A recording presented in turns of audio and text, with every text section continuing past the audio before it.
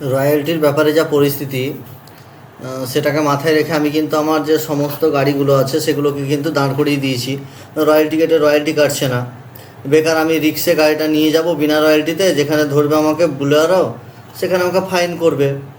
তো ও পার্টি তো আমাকে ভাড়ার সঙ্গে রয়্যালটি টাকা দিচ্ছে না, তো আমি কেন রিক্স তুলবো? সেই জন্য আমি কিন্তু আমার সমস্ত যে গাড়ি আছে সেগুলো কিন্তু আমি দাঁড় করিয়ে দিয়েছি, পরপর দাঁড় করিয়ে দিয়েছি। যতক্ষণ না রয়্যালটির ব্যাপারটা ক্লিয়ার হবে ততক্ষণ কিন্তু আমি আর গাড়ি রানিং করব না।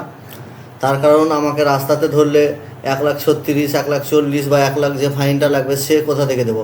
আর যে সামান্য এখন অল্প ভাড়া, তাতে আমার গাড়ি দাঁড়িয়ে থাকা অনেক ভালো হবে। সেই জন্য পরপর আমি সারি আমার গাড়িগুলোকে দাঁড় করিয়ে দিয়েছি। হ্যাঁ, এখন দুদিন কি করা যায়, অনেকজন জিজ্ঞেস করছে যে গাড়িগুলো দাঁড় করিয়ে থুয়ে কী করা যায়। তা আপনাদের একটা কথা বলবো যে গাড়িতে যে কাজগুলো আছে সেগুলো করে নিন। আপনাদের যদি কাউরি গাড়িতে গ্যারেজ করতে আছে, গাড়ি সার্ভিসিং করতে আছে বা কোনো কাজ আছে, সেগুলো করে নিন। আমি কিন্তু সেই কাজ করার জন্য আমার একটা গাড়ি, এই যে ডালাবাড়ি গাড়ি, সেটা কিন্তু কাজের জন্য লাগিয়ে দিয়েছি। আর তো ছুটি বুঝতেই পারছেন, তো একটুকু দেশি মুরগির মাংস হালকা করে রান্নাও লাগিয়ে দিয়েছি। এদিকে আমাদের কাজও হচ্ছে, রান্নাও হচ্ছে। তো আমাদের ফাইনালি ভাত কিন্তু হয়ে গেছে, মাঠটা আমরা গেড়ে দিচ্ছি। তারপরে এই যে দেশি মুরগির মাংস আর আলু সিদ্ধ, আমরা গরিব মানুষ, প্রচণ্ড গরিব মানুষ, আমাদের আলু সিদ্ধ আর এই দেশি মুরগির মাংস, আর কিছু না। এই যে ধনেপাতা আছে, টমেটো আছে, আর বুঝতেই পারছো গরিব মানুষের খাবার, বেশি কিছু নেই আমাদের আইটেম, এই সামান্য দুটো, এই ধনেপাতা আর আলু সানা আর ভাত, মাংস ভাত।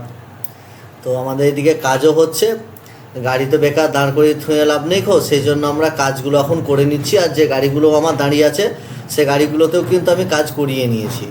কাজ করিয়ে তারপর কিন্তু আমার মানে প্রজেক্টে বা ফার্মের মধ্যে নিয়ে এসেছি, সমস্ত কাজ মিটিয়ে। এই গাড়িটার কাজ শুধু বাকি ছিল, তো হাফসে গ্রিজ করাতে বাকি ছিল, সে হাফসে গ্রিজ করিয়ে নিয়ে আসছি। হাফসে গ্রিজও হয়ে যাবে, রান্নাও হয়ে যাবে, খেয়েও নেবো, কাজও হয়ে যাবে, সব হয়ে যাবে। এই যে আমরা আলু সানাতে লেবু দিয়ে দিলাম, মাংস রান্না হয়ে গেল, মাংস ফাইনালি মানে হবার দিকে, এই যে দেখতে পাচ্ছ একদম কমপ্লিটের দিকে। তো বাস, তোমরা এখন 2-1 দিন গাড়িটা বন্ধ রাখো যাতে ভাড়াটাও বাড়ে। আপনাদের কাছে অনুরোধ এটাই করবো।